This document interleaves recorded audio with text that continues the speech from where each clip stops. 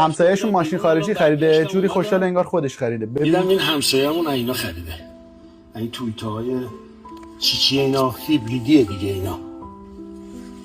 خب اینا فکر کنم 3-4 تومانی باشه. آره دیگه. قبل این پرشیا داشتیم بنده خدا. ایوه. بعد خیلی خوشحال شدم. یکی این که خب اگه موتور من خوشگله، اگر خوشگله، خب بغل این خوشگلتره تا بغل یه پرشیا. دقیقاً.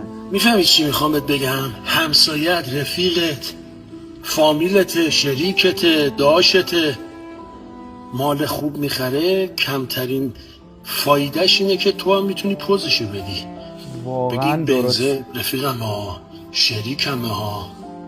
ایوه. تو اگه واسه داشتن اون قصه بخوری که داشته های اون کم نمیشه، به قصه های تو اضافه میشه. خیلی حق. هر کی هرچی از جای خودش نشسته، هیچ کی جای تو رو نگرفته. چقدر درست.